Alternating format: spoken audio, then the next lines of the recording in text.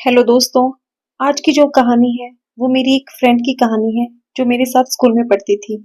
हर गांव में एक ऐसी कहानी होती है जिसे लोग दिन में तो मजाक समझते हैं, लेकिन रात होते ही उसी कहानी का नाम लेने से भी डरते हैं। हमारे गांव में भी ऐसी ही कहानी है एक लड़की की, जिसकी मौत के बाद भी उसकी आत्मा आज तक गांव की गलियों में भटकती है। यह कहानी आज से लगभग 5 साल पुरानी है। गांव में एक लड़की रहती थी, रीना। रीना बहुत सीधी सादी खूबसूरत थी।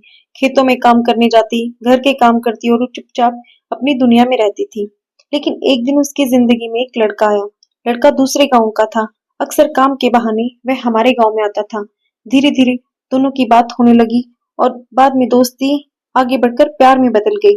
रीना उस लड़के पर आंख बंद करके भरोसा करती थी। एक दिन लड़के ने उससे कहा कि तुम्हारे घर वाले तुम्हारी और मेरी शादी कभी नहीं होने देंगे, हमें घर से भागना होगा। रीना डर रही थी, लेकिन प्यार में इंसान भला और बुरा कहाँ सोच पाता है। एक रात दोनों ने घर से भागने का प्लान बना लिया। रीना अपने घर से पैसे और जेवर लेकर निकल गई और दोनों चुपके से गांव से दूर रेलवे स्टेशन पर पहुंच गए। रीना के सारे जेवर और सारे पैसे लेकर वो बोला, तुम यहाँ बैठो, मैं तुम्हारे लिए टिकट लेके आता हूँ, फिर हम दोनों चलेंगे और अपनी नई दुनिया बसाएंगे। रीना बेंच पर बैठकर उसका इंतजार करने लगी। पहले 10 मिनट बीते, फिर 20 मिनट, फिर 1 घंटा, फिर 2 घंटे और ऐसे ही पूरी रात निकल गई, लेकिन लड़का वापस नहीं आया। अब धीरे धीरे रीना को समझ आने लगा कि वो लड़का उसे धोखा देकर भाग चुका था। उसके पैसे जेवर सब लेकर भाग गया और उसको अकेला छोड़ गया। रीना पूरी रात स्टेशन पर रोती रही। उधर घर वालों को जब पता चला कि घर से लड़की जेवर और पैसे लेके भाग गई है, तो उन्होंने पुलिस में इसकी कंप्लेंट कर दी। सुबह पुलिस ने रेलवे स्टेशन से ही रीना को पकड़ लिया। जब उसे वापस गांव में लाया गया, तब पूरे गांव में हंगामा मच गया। सब उसको अजीब सी नजरों से देख रहे थे।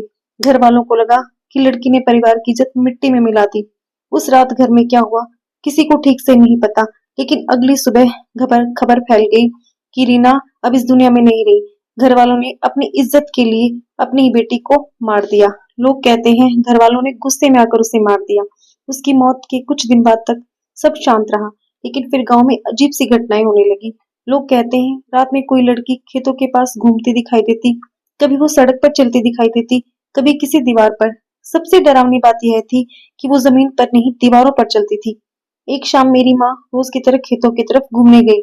सूरज ढल चुका था, आसमान हल्का था। मेरी माँ रोज शाम को घूमने जाती थी। अचानक मेरी माँ की नजर सामने पड़ी। एक लड़की दीवार पर चल रही थी। पहले तो माँ को लगा शायद उनकी आंखों का धोखा है, लेकिन जब उन्होंने गौर से देखा तो उनका दिल जोर जोर से धड़कने लगा। वो रीना थी। सफेद कपड़े, बिखरे बाल और चेहरा बिल्कुल भावहीन। माँ डर के मारी वही खड़ी रह गई। रीना कुछ पल तक उन्हें देखती रही, फिर धीरे धीरे दीवार से उतरकर अंधेरे में गायब हो गई। माँ घर भागते हुए आई, लेकिन ये तो सिर्फ शुरुआत थी। मेरी माँ इतनी डर गई कि उस दिन के बाद से वहां कभी घूमने नहीं गई। कुछ दिनों बाद मेरे भाई के साथ भी ऐसा हुआ। वो रात को नाइट ड्यूटी करके लौट रहे थे। गांव की सड़क बिल्कुल सुनसान थी। अचानक उन्होंने देखा एक लड़की उनके आगे आगे चल रही है। भाई ने सोचा शायद कोई गांव की लड़की होगी, लेकिन कुछ अजीब था। वो लड़की कदमों की आवाज किए बिना चल रही थी। भाई धीरे धीरे उसके पीछे चलने लगा। जब हमारे घर की गली के पास पहुंची तो अचानक गली में मुड़ गई। भाई भी उसके पीछे मुड़े। उन्होंने देखा कि गली में कोई नहीं था। अभी वो उनके सामने ही मुड़ी थी, लेकिन फिर उसको कोई नजर नहीं आया। तभी भाई को अचानक याद आया कि यह वही गली है जहाँ रीना का घर है। लेकिन गांव वालों ने बताया कि उसके घर वालों ने उसकी मौत के बाद एक तांत्रिक को बुलाया था। उस तांत्रिक ने कुछ ऐसी क्रिया की थी कि रीना अपने घर में कभी प्रवेश नहीं कर सकती थी। कहते हैं कई बार रात को घर के बाहर वह खड़ी दिखाई देती, दरवाजे तक आती, लेकिन जैसे ही अंदर जाने की कोशिश करती, वो किसी अदृश्य ताकत से पीछे से धकेल दी जाती। फिर वो गुस्से में पूरे गांव में भटकती रहती। गांव के बुजुर्ग कहते हैं अगर रात के समय खेतों की तरफ जाओ और दूर कोई लड़की दीवार पर चलती दिखाई दे तो उसे आवाज मत देना, क्योंकि वो इंसान नहीं रीना की भटकती आत्मा है।